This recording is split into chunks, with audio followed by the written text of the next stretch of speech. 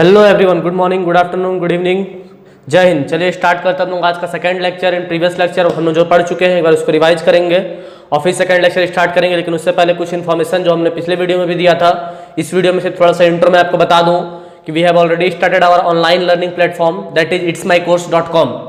itsmycourse.com जो है वो इट्स माई अकेडमी का एक ई लर्निंग प्लेटफॉर्म है जहाँ पे we will be updating study material, live classes, doubt classes, test series, video lectures and all ebooks.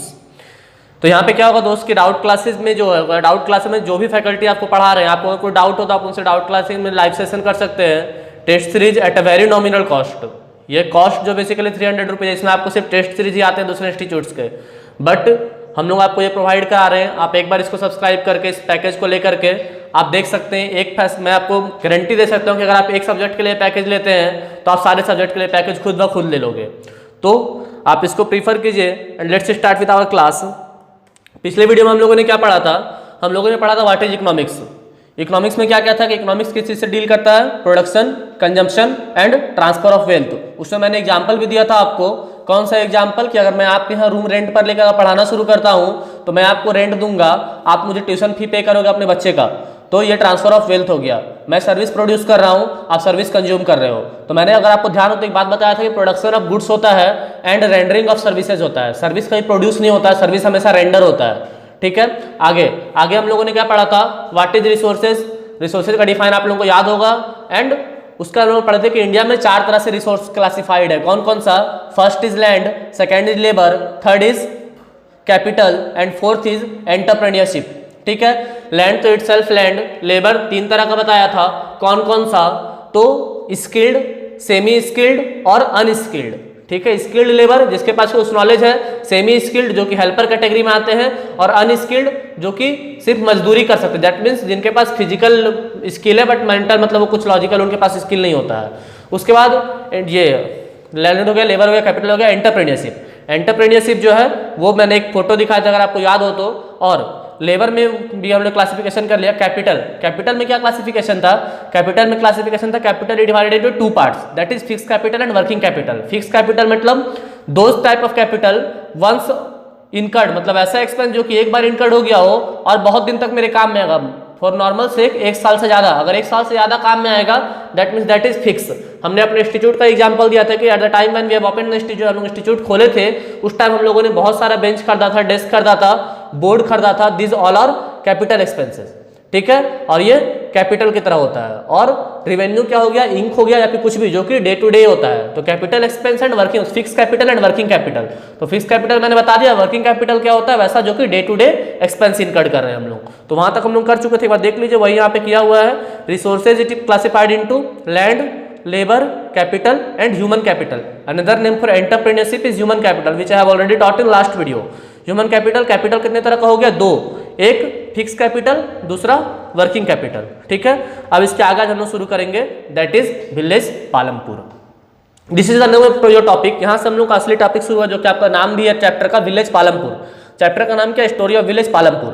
तो जो मैं पहले कुछ बता दूं कि पालमपुर जो है बेसिकली एक हाइपोथेटिकल विलेज है। हाइपोथेटिकल मतलब होता है काल्पनिक। ठीक है, जैसे ही घर में कुछ सीरियल होता है, जिनको सीरियल देखने की आदत है, जैसे ही घर में सीरियल स्टार्ट होता है वहां हम लोग को दिखता है लिखा हुआ कि सारी घटनाएं काल्पनिक है, इनका वास्तविकता से कोई संबंध नहीं है। इसका मतलब क्या है कि जो भी घटना दी रहा है सीरियल में सब कुछ काल्पनिक है, मतलब उसको आपको रिलेट नहीं करना है।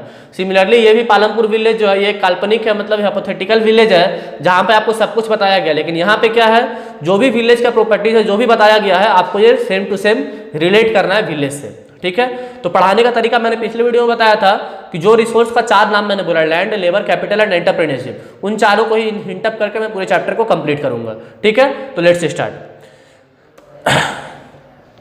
व्हेनेवर आई से अ विलेज, जैसे मैं विलेज का नाम लेता हूं, a image gets automated in our mind. Mind में एक इमेज आता है जो आपको दिख रहा, वो क्या इमेज होता है? देखिए, एक हट होगा, इलेक्ट्रिक कनेक्शन के लिए पोल है बट लाइन नहीं रहता है, पानी के लिए आदमी को इधर उधर भटकना पड़ता है, और ये गाय जानवर आदमी लोग पालता है अपना भरण पोषण के लिए, एंड मैनी मोर। तो बेसिक क्या क्या चीज है? देखिए, इस तरह का कच्चा सड़क रहता है। सेकेंड, ये जानवर जो रहते हैं, देखिए जानवर से सारा सामान ढोया जा रहा है। उसके बाद थर्ड, देखिए ये पानी के लिए लाइन लगा हुआ है। फोर्थ, इलेक्ट्रिक कनेक्शन की प्रॉब्लम है। फिफ्थ में क्या है, किसान को सारा कुछ ट्रेडिशनल फार्मिंग करना पड़ रहा है, मतलब जो भी टेक्निक है सब कुछ ट्रेडिशनल चल रहा है, कुछ भी मॉडर्न टेक्निक पे नहीं है। तो this is the story of a normal village, जो कि पालमपुर नहीं है। पालमपुर एक हाईटेक विलेज हो चुका है, जो कि पहले के पुराने विलेज ऐसा नहीं है। तो ये आपका एक नॉर्मल विलेज की कहानी है, but now we will shift to Palampur. Palampur क्या है देखिए एक बार, hypothetical village. Palampur is a small village connected with all weather road. ठीक है, यहाँ से अब स्टार्ट हो गया हमारा चैप्टर, तो अब यहाँ से सबको ध्यान देना है, क्या क्या है वो ध्यान दीजिएगा। Let me take pen and, हाँ, Palampur is a small village, ठीक है, small village connected with all weather road. Palampur is small village connected with all weather road. All weather road मतलब क्या होता है, वैसा रोड जो कि सारे सीजन में चले, ऐसा ना कि खराब हो जाए बीच में। तो Palampur is small village connected with all weather road from Raiganj. Palampur के सामने एक बड़ा गांव है जिसका नाम है रायगंज, और उसके थोड़े से दूर में एक शहर भी है छोटा सा जिसका नाम है शाहपुर। ठीक है, तो देखिए यहाँ पे यही चाहिए, Palampur small village connected with an all weather road, जहाँ से रायगंज है और उसके सामने आपका शाहपुर भी है, which is 3 kilometre away from Palampur, and also the nearest small town is Shahpur. ठीक है, आगे, the village is approachable by all kind of vehicles. Village जो है सारे व्हीकल से अप्रोचेबल है, कहने का मतलब रोड इतना अच्छा है कि सारा व्हीकल वहाँ पे जा सकता है। इससे क्या एक लिंकअप निकलता है कि पालमपुर में जो भी फार्मिंग होता है वो फार्मिंग को हम लोग मार्केट तक आसान से भेज सकते हैं, क्योंकि ये सबसे बड़ा प्रॉब्लम जो विलेजर्स को होता है कि अपने खेत में फसल तो हो रही है बट उस फसल को मार्केट तक पहुँचाने के लिए व्यवस्था हम लोग के पास नहीं है। तो ये पालमपुर में पॉसिबल है क्योंकि यहाँ पे ऑल वेदर रोड कनेक्टेड है। उसके बाद जो पालमपुर का कंपोजिशन देखना है, इससे पहले कुछ बात बताऊं मैं आपको। किसी भी विलेज को हम लोग क्लासिफाई करते हैं कि मतलब वो विलेज कैसा है, अगर ये क्लासिफिकेशन करना है कि विलेज मॉडर्न है या रूरल विलेज है या मतलब कैसा विलेज है, तो 4 चीज़ को हम लोग देखते हैं।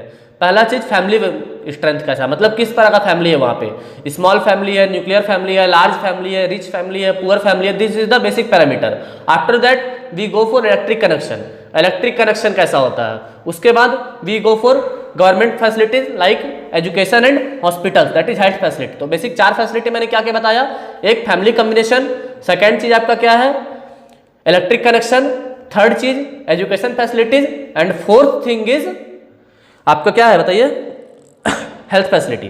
तो देखिए एक यहाँ पे, हाँ, फैमिली कैसा है देखिए, 450 मेंबर है जिसमें से 80 मेंबर अपर कास्ट के हैं। ठीक है, टोटल कितने मेंबर है 450, out of which 80 members are of upper caste, मतलब 80 मेंबर अपर कास्ट है। Upper caste normally implies Brahmins family.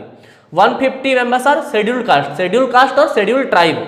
Schedule caste मतलब बेसिकली का जो कि छोटे जात के, तो एक ऊपर जात का 80 आदमी और 150 आदमी छोटे जात का, उसको छोड़ के जो बच गया 220 वो अदर्स है। अदर्स मीन्स मिडिल क्लास हो या कुछ भी। तो ये एक बार आप देखिएगा, ये आपको कैसे उन्होंने निकाले वो देखें। एनसीईआरटी में क्या लैंग्वेज लिखा हुआ है कि देयर आर टोटल 450 मेंबर। ठीक है, out of which 1/3 is scheduled caste, मतलब 1/3 जो है शेड्यूल कास्ट है। तो हम लोग तो मैथ भी पढ़े हुए हैं, तो 450 का 1/3 क्या होगा 150। फिर लिखा हुआ है कि 80 आर अपर कास्ट, तो 150 शेड्यूल कास्ट हो गया, 80 अपर कास्ट हो गया। तो इट इज बहुत मतलब ऑब्लिगेटेड है ये कि जो बच गया वो 220 क्या होगा, वो आपका अदर्स हो जाएगा। Others implies for middle caste या फिर शेड्यूल ट्राइब या कुछ वैसा जो कि ना अपर कास्ट है ना मिडिल कास्ट है ना रिच है ना पुअर है, वैसे लोग। अब आगे बढ़ते हैं, आगे देखिए क्या है। सेकंड चीज इलेक्ट्रिक कनेक्शन, मैंने 4 चीज बताया था, ध्यान रखिएगा। पहला चीज फैमिली स्ट्रक्चर, सेकंड चीज इलेक्ट्रिक कनेक्शन, थर्ड चीज हेल्थ फैसिलिटी, एंड फोर्थ चीज गवर्नमेंट का हॉस्पिटल या फिर एजुकेशनल फैसिलिटी। तो इलेक्ट्रिक कनेक्शन, इलेक्ट्रिक कनेक्शन में क्या देखिए, पालमपुर में इलेक्ट्रिक कनेक्शन बिल्कुल ही अच्छा है। यहाँ पे ऑल घर में सारे घर में बिजली कनेक्शन दिया हुआ है। इसका क्या फैसिलिटी है, क्या बेनिफिट है कि houses have well electric connection. तो उससे क्या होगा, which is used in running tube wells in field. तो ये एक सीधा सीधी हिंट अप दिया हुआ है कि जब आपका इलेक्ट्रिक कनेक्शन अच्छा है तो उसका क्या बेनिफिट होता है कि जो ट्यूबवेल्स है उसको रन करने में मदद होता है। ठीक है, ट्यूबवेल्स रन करने से क्या होता है, आपका जो भी क्रॉप प्रोडक्शन है वो अच्छा होता है, सरप्लस क्रॉप अच्छा खासा हो जाता है। ठीक है, उसे देखिए इस तरह से ट्यूबवेल को इलेक्ट्रिसिटी से रन किया जाता है। After that and various small business, बहुत सारे स्मॉल बिजनेस भी चलता है। तो इलेक्ट्रिक कनेक्शन का बेसिकली 2 बेनिफिट है। कौन कौन से 2 benefit, first benefit is running tube wells in fields and second benefit is running small business. ठीक है, स्मॉल बिजनेस में कैसे हेल्पफुल होता है, स्मॉल बिजनेस को सिंपली हम लोग जो नॉर्मल भाषा में बोलते हैं वो होता है कुटीर उद्योग। कुटीर उद्योग के वहाँ पे छोटा छोटा मशीन लगा हुआ होता है, few machines are mechanical operated, मतलब कुछ कुछ मशीन है जो कि मैकेनिकल ऑपरेटेड है। मैकेनिकल ऑपरेटेड मतलब क्या होता है कि वो मशीन हाथ से चलता है। And few are electrically operated, तो अब के टाइम में क्या ज्यादा से ज्यादा मशीन इलेक्ट्रिकली ऑपरेटेड होता है। जो भी इंडस्ट्रीज है they use to prefer electrical operation. क्यों इलेक्ट्रिकल ऑपरेशन प्रीफर करते हैं? क्योंकि जब इलेक्ट्रिक ऑपरेशन होता है तो जो मशीन नॉर्मल मतलब मैकेनिकल ऑपरेशन में जो मशीन 100 यूनिट प्रोडक्शन करता है वो इलेक्ट्रिकल ऑपरेशन में 200 करता है। मानिए कि अगर मैं आपको बोलूं जो नॉर्मल विचाली काटने वाला मशीन होता है उसमें क्या होता है, विचाली काटने वाले मशीन जब हम लोग विचाली काटते हैं मशीन में तो वो बहुत स्पीड में नहीं कट पाता, हाथ से घुमाने से उतना स्पीड में नहीं घूम पाता है, ठीक है। उसके बाद ये नहीं घूम पाता उतनी स्पीड से, लेकिन जब उसको इलेक्ट्रिकल कनेक्शन कर दें तो इलेक्ट्रिकल कनेक्शन करने के कारण क्या होता है वो जल्दी जल्दी घूमने लगता है, ठीक है। जल्दी घूमने से क्या होता है जो आदमी 1 घंटा में 10 kg विचाली काट पा रहा था वो 1 घंटा में 50 kg काटने लगता है, तो प्रोडक्शन ऑटोमेटेड हो जाता है। इसलिए स्मॉल बिजनेस जो होता है वो भी इलेक्ट्रिक कनेक्शन प्रीफर करते हैं, ठीक है। तो इलेक्ट्रिक कनेक्शन का क्या बेनिफिट होगा? पहला चीज ट्यूबवेल रनिंग में, दूसरा चीज स्मॉल बिजनेस में। देखिए स्मॉल बिजनेस यहाँ पे एक एग्जाम्पल में हम लोगों ने दे रखा है। एग्जाम्पल में क्या है आपका? एग्जाम्पल में एक कुटीर उद्योग दिया हुआ है जहाँ पे सूत काटना मतलब कि रस्सी को धागा को बाइंडिंग किया जा रहा है। यहाँ पे भी देखिए जो भी मशीन दिख रहे हैं आपको सारे मशीन जो है ये आपका ऑटोमेटेड मशीन है, ठीक है। इसके बाद आगे देखिए, आगे क्या है?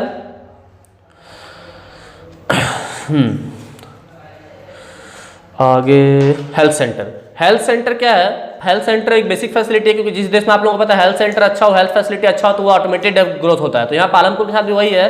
हेल्थ सेंटर का यहाँ पे क्या कहानी है? पहला कि एक प्राइवेट डिस्पेंसरी है। तो आपको इससे पहले मैं एक चीज बता दूं, प्राइवेट डिस्पेंसरी और गवर्नमेंट हॉस्पिटल में छोटा सा फर्क होता है, थिन लाइन फर्क। थिन लाइन फर्क that is thin line difference is of ownership.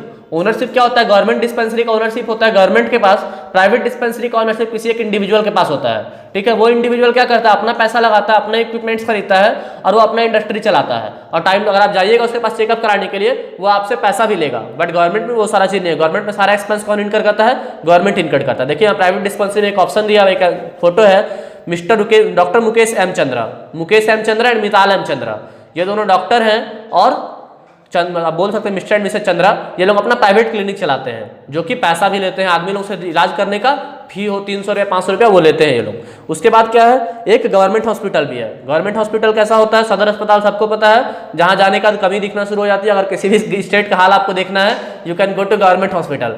जहाँ पे स्टेट अच्छा भी रहे तो खराब दिखेगा, वहाँ जो डॉक्टर बैठते हैं वो डॉक्टर जब प्राइवेट क्लिनिक में रहते हैं दे आर क्वाइट गुड, लेकिन जैसे वो गवर्नमेंट हॉस्पिटल घुसते हैं वो पता नहीं क्या हो जाता है, वो अपने अलग ट्रीटमेंट करना शुरू कर देते हैं। ये करवाइए, ये करवाइए, ये करवाइए, मतलब एक अलग लेवल का ट्रीटमेंट चलता है। वैसे एम्बुलेंस वगैरह दूसरी तरह से चलता है, बहुत खटारा मेरा चलने लगता है। आगे क्या है? एजुकेशन। एजुकेशन 2 तरह का स्कूल होता है, एक प्राइमरी स्कूल, एक सेकेंडरी स्कूल। तो यहाँ पे 2 प्राइमरी स्कूल, दैट मीन्स बच्चा लोग का यहाँ पे ज्यादा पढ़ने का सुविधा है। और second is high school, high school भी एक है। तो एक बार शॉर्ट में पालमपुर का एग्जाम में क्वेश्चन आता है, explain the combination of Palampur या फिर explain the condition of Palampur या how is the village Palampur defined in the chapter.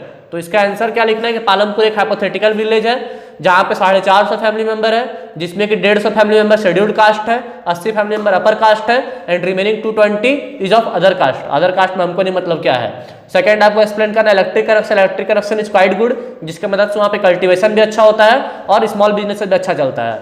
Third आपको एक्सप्लेन करना है हेल्थ फैसिलिटी। हेल्थ फैसिलिटी के लिए यहाँ पे प्राइवेट डिस्पेंसरी भी है और गवर्नमेंट डिस्पेंसरी भी है, एक प्राइवेट डिस्पेंसरी और गवर्नमेंट हॉस्पिटल है। एजुकेशन, एजुकेशन आपको क्या एक्सप्लेन करना है? 2 प्राइमरी स्कूल है और एक गवर्नमेंट का हाई स्कूल है, ठीक है। तो these are the basic characteristics of village Palampur, जो कि आपको ध्यान रखना, माइंड में सेट रखना है। Let's go ahead. आगे क्या पढ़ना हम लोगों को?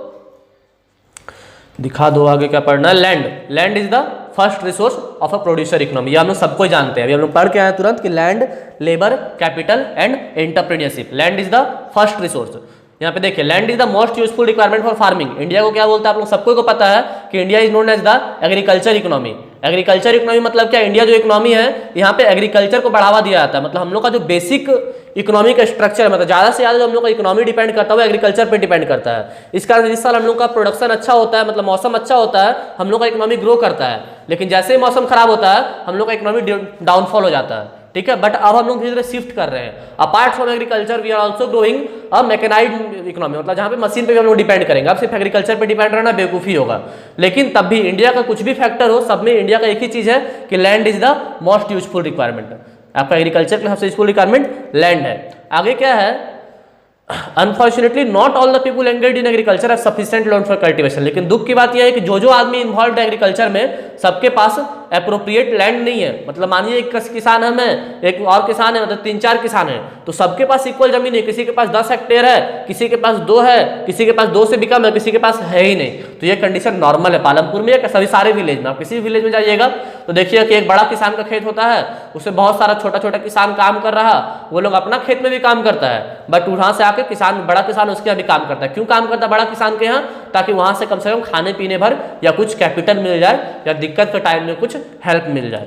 तो यह आपका हो गया। उसके आगे in Palampur the distribution of cultivated land is unequal, मतलब अनइक्वल डिस्ट्रीब्यूशन है, सबके पास बराबर लैंड नहीं है।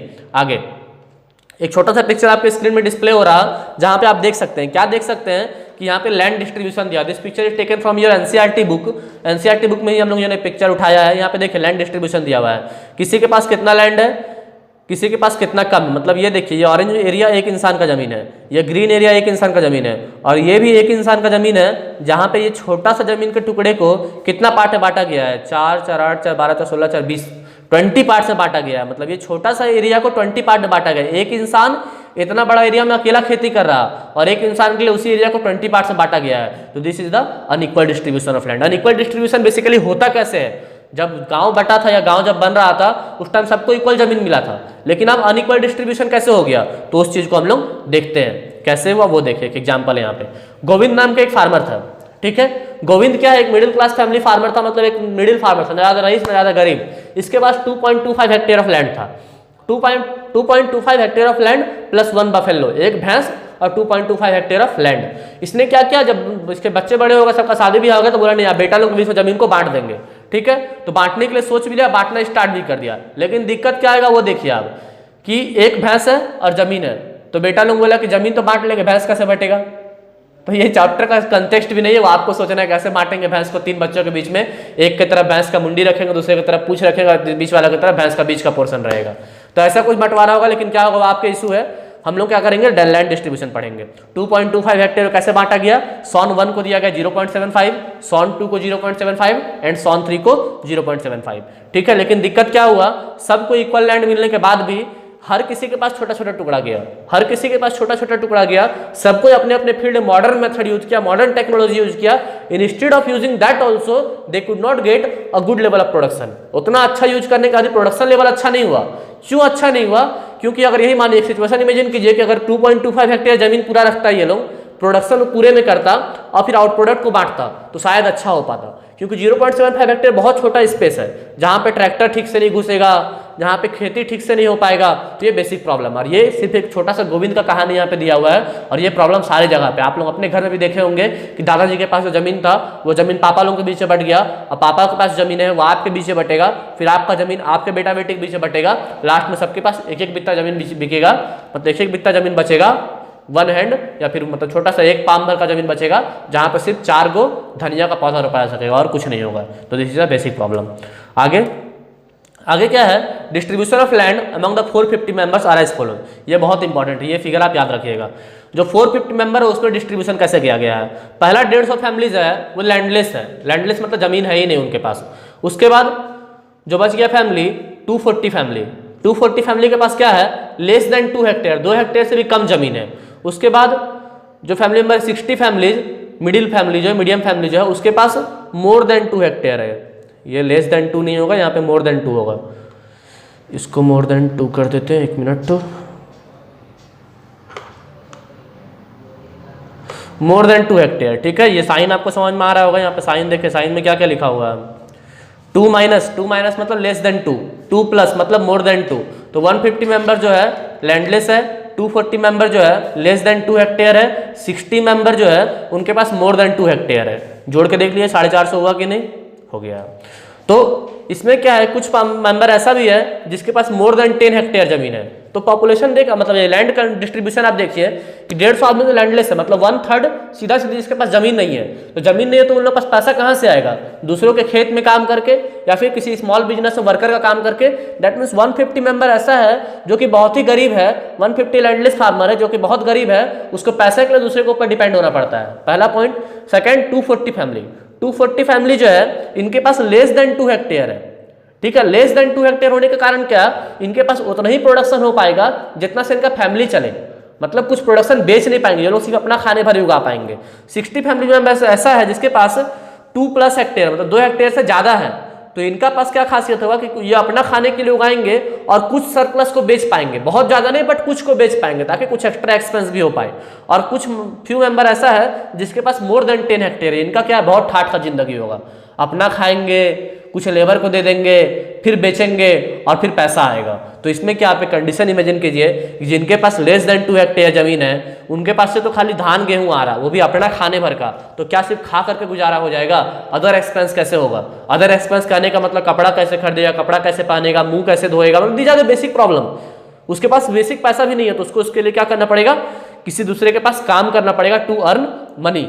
60 मेंबर ऐसा जिसके पास मोर देन 2 हेक्टेयर है, इनका अपना खाना के लिए पैसा निकल जाता है और बेसिक नेसेसिटी जो पूरा हो जाता है। तो बेसिकली आप क्या देखें कि ये 390 फैमिली जो है, ये 390 फैमिली को क्या करना पड़ता है, इसको डिपेंड है इस 60 फैमिली के ऊपर, ठीक है। ये 390 मेंबर जो है ये 60 फैमिली के ऊपर डिपेंड है, कैसे? खाना के लिए, क्योंकि ये लोग पास खाने के लिए पैसा तो हो जा रहा है लेकिन अदर एक्सपेंस के लिए पैसा नहीं है, तो वो लोग किसी भी तरह करके ये 60 फैमिली पे डिपेंड करता है। तो ये पालमपुर नहीं, ये नॉर्मली सारे गांव का हाल है, पालमपुर में सिर्फ एक इलस्ट्रेशन दिया गया है।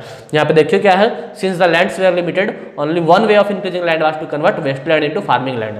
सबके पास जमीन लिमिटेड था तो एक ही उपाय बचता था कि जिसके जमीन में जो भी एरिया बच रहा, जो एरिया का कोई यूज नहीं है, उस एरिया को हम लोग कैसे यूज कर दें, उसको हम लोग यूज करें। जो वेस्टलैंड है, वेस्टलैंड मतलब बर्बाद जमीन, बर्बाद जमीन को भी कुछ फर्टिलाइजर डाल के, कुछ मैन्यूर डाल करके उसको कन्वर्ट कर दे हम लोग एग्रीकल्चरल लैंड में, ठीक है, जो कि पालमपुर में किया जा चुका है। इसके बाद एक क्वेश्चन है, बहुत खूबसूरत क्वेश्चन है, since land is limited then how can a farmer get more crops from them limited land. मतलब कि जो फार्म, जैसे कि हम लोग जान लिया कि लैंड लिमिटेड है, अगर लैंड लिमिटेड है तो उसी लिमिटेड जमीन से ज्यादा प्रोडक्शन कैसे होगा, मतलब अभी अगर 1 kg गेहूं निकालो तो 5 kg गेहूं कैसे कैसे निकाल सकते हैं। तो उसका उपाय क्या है, first is multiple cropping. Multiple cropping basically implies कि एक खेत में बहुत कुछ रोपना, क्योंकि अगर हम सिर्फ धान रोपेंगे, सिर्फ गेहूं रोपेंगे तो सिर्फ चावल से और आटा से मेरा घर का गुजारा नहीं होने वाला है। हमको चावल चाहिए तो साथ में दाल भी चाहिए, सब्जी भी चाहिए, तो ये सब के लिए अब एक खेत में खाली दाल रोप दिए, एक खेत में खाली चावल रोप दिए, उतना खेत भी तो होना चाहिए। तो इसके लिए क्या बोला जाता है कि एक अपने पास जो छोटा सा खेत है उसमें ऐसे डिजाइन कीजिए कि छोटा सा एरिया, जितना आपको धान खाना है, धान गेहूं खाना है, उतना उसमें धान गेहूं उगाइए, कुछ में सब्जी उगा लीजिए, कुछ में दाल उगा लीजिए, मतलब मल्टीपल क्रॉपिंग कीजिए। मल्टीपल क्रॉपिंग करने से क्या होगा कि आपके पास छोटा सा जमीन में आपको सब कुछ मिल जाएगा, पोर्टफोलियो ऑफ गुड्स मिलेगा आपको। उसके बाद मॉडर्न टेक्निक्स, मॉडर्न टेक्निक्स मतलब क्या होता है कि नया नया टेक्निक को यूज करके क्रॉपिंग करना। नया टेक्निक कहाँ पे यूज हो पाएगा, जहाँ पे जमीन बड़ा है, जहाँ पे मशीन्स को यूज करने का सुविधा हो। तो मॉडर्न टेक्निक क्या होता है हम आगे देखेंगे एक बार। तो यहाँ देखिए आएंगे, what is modern farming. Modern farming क्या होता है and what are its pros and cons. This question is quite important for exam कि मॉडर्न फार्मिंग क्या होता है, इसका प्रोस एंड कॉन्स या फिर एडवांटेज या डिसएडवांटेज क्या है। तो देखिए modern farming means farming using modern techniques and technology. Simple सा डिफाइन मॉडर्न फार्मिंग मतलब क्या, नया टेक्निक और टेक्नोलॉजी को यूज करके फार्मिंग करना। देखिए टेक्निक्स टेक्नोलॉजी आपको दिखा रहे हैं हम लोग यहाँ पे। इसमें एक टेक्निक आपको दिख रहा है कि मशीन के थ्रू क्या होता है, यहाँ पे देखिए वो पूरा जो क्रॉप्स है, क्रॉप में आपका मतलब सॉरी जो फील्ड है, फील्ड में आपका लाइन बन जा रहा है बीज रोपने के लिए। उसके बाद सेकंड देखिए ये ड्रोन के थ्रू एग्रीकल्चर हो रहा। थर्ड देखिए ये वीडीसाइड्स को हटाने का मतलब वीड्स को हटाने का तरीका है। उसके बाद ये देखिए हार्वेस्टिंग, मतलब आप लोग चैप्टर 8 क्लास 8 चैप्टर 1 हम लोग क्या पढ़े थे, क्रॉप प्रोडक्शन। वहाँ पे हमने बहुत कुछ पढ़े थे, मतलब प्रिपरेशन ऑफ सॉइल होता है, फिर सोविंग होता है, फिर उसको हार्वेस्टिंग इरिगेशन होता है, फिर वीडीसाइड्स हटाते हैं, फिर हार्वेस्टिंग होता है। मतलब 4-5 मेथड था, 4-5 स्टेप था क्रॉप्स उगाने का। तो अब हर स्टेप मतलब इतना मशीन से अवेलेबल है कि हर स्टेप में हम लोग मशीन को यूज करके अपना काम निकाल सकते हैं। मतलब प्रिपरेशन ऑफ सॉइल, जब मट्टी को तैयार करने से लेकर के हार्वेस्टिंग तक हर प्रोसेस के लिए आपके पास मशीन्स आ चुका है। तो ये आपका हो गया। उसके बाद that means farming with the facilities of modern science and technologies. ठीक है, आगे चलिए। आगे अब इसका advantage and disadvantage. Number 1 advantage is using modern science and technologies हम लोग को बहुत ज़्यादा प्रोडक्शन हो जाता है, प्रोडक्शन जो होता है बढ़ जाता है। तो using production modern science and technologies in farming it increases the farming productions. Production कैसे बढ़ता है हम पहले बता चुके कि 100 जो पहले 1 kg गेहूं का धान काट पाते थे, अब उसको हम लोग 5 kg काट पा रहे, जल्दी जल्दी काम होना शुरू हो गया है। उसके बाद modern machine like tractors and threshers when used up in farming make ploughing and harvesting faster. जो भी प्रोसेस है, 5 प्रोसेस जो है आपका, मतलब प्रिपरेशन ऑफ सॉइल, सोविंग, जो भी 5 प्रोसेस है सब कुछ फास्टर हो गया है। उसके बाद आपका क्या है, with the use of HYV seed. HYV seed implies for high yielding variety seed, जो कि ग्रीन रिवॉल्यूशन के टाइम में इंडिया में इंपोर्ट किया गया था। तो हाई यील्डिंग वेराइटी सीड हम लोग बाहर से लाए थे और ला करके इंडिया में लगाए, उसमें फर्टिलाइजर यूज किए, पेस्टिसाइड्स यूज किए, मॉडर्न टेक्नोलॉजी यूज किए और कर करके एक अच्छा लेवल ऑफ प्रोडक्शन हुआ था। तो HYV सीड का यूज जो है उससे वेट का इंक्रीज, प्रोडक्शन बहुत ज़्यादा बढ़ गया था। हम लोग कहाँ पे देखे थे, ग्रीन रिवॉल्यूशन में, ठीक है। उसके बाद last, farmers now have greater amount of surplus wheat to sell in market which eventually has improve their economic condition. तो फार्मर्स के पास क्या हो गया कि सरप्लस, मतलब प्रोडक्शन ज़्यादा हो रहा लेकिन खाने वाला आदमी तो नहीं बढ़ा। तो जो खाने वाला आदमी है वो नहीं बढ़ा, तो जो भी प्रोडक्शन था उसका कुछ हिस्सा को हम घर में रखें और रखने का बाकी सबको बेच दिए। जितनी ज़्यादा प्रोडक्शन होगा उतना मेरा मार्केट में वीट ज़्यादा बेचेगा, जितना ज़्यादा वीट बेचेंगे उसी को सरप्लस प्रोडक्ट बोलते हैं। सरप्लस प्रोडक्ट को वीट को बेचेंगे मार्केट में, उससे मेरे पास पैसा आएगा, उस पैसे को अपना कैपिटल के तौर पर हम रखेंगे। कैपिटल मतलब क्या होता है, पूंजी होता है जिसको हम फर्दर प्रोडक्शन के लिए यूज करें या फिर अपने पास एक्स्ट्रा इन्वेस्टमेंट रखें, ठीक है। Now it's time for disadvantages. Disadvantage में नंबर 1 क्या है, modern agriculture demands for use a lot of fertiliser and pesticide which lead to the depletion of soil fertility. Modern agriculture का क्या खासियत है कि इसको बहुत ज़्यादा फर्टिलाइजर चाहिए और पेस्टिसाइड चाहिए। इससे क्या होता है कि सॉइल फर्टिलिटी घट जाता है। सॉइल फर्टिलिटी का एग्जाम्पल अगर आपको समझना है कैसे घटता है तो बेस्ट आप अपना देखिए। अगर आप एक दिन में 10 पेज लिख पाते हैं, ठीक है, मानिए आप दिन भर में धीरे धीरे करके 10 पेज लिखते हैं, बट आपको हम छड़ी लेकर के बैठा है, हम 2 छड़ी मारेंगे, बोलेंगे 1 घंटा के अंदर 10 पेज लिखा जाना चाहिए।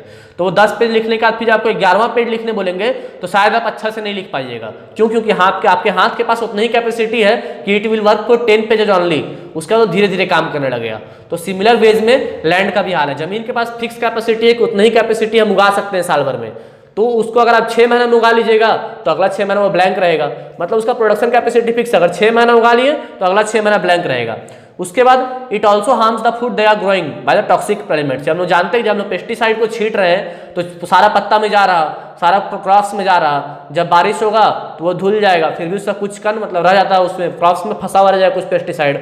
वो धुला कर कहाँ जाता है, नदी में जाता है, एक्वेटिक एनिमल्स उसको खाता है, उससे एक्वेटिक एनिमल मारता है। This all things you have read in class 8, तो it is quite easy for you. उसके बाद decrease ground level of water. Water का ग्राउंड लेवल तो घटना स्वाभाविक सी बात है क्योंकि मॉडर्न एग्रीकल्चर HYV सीड्स को बहुत ज़्यादा पानी लगता है। तो ये हो गया। And last point is rising of cost of cultivation. This is the most important point due to which modern techniques, modern way of farming is not possible for poor farmers. जो गरीब किसान हैं जिनके पास कैपिटल नहीं है वो लोग इस कारण से नहीं कर पाते हैं। क्यों? क्योंकि कल्टिवेशन जो है उतना अच्छा नहीं हो पाता है, ठीक है। एक दूसरा question, even if the lands are limited how can one grow from the same land.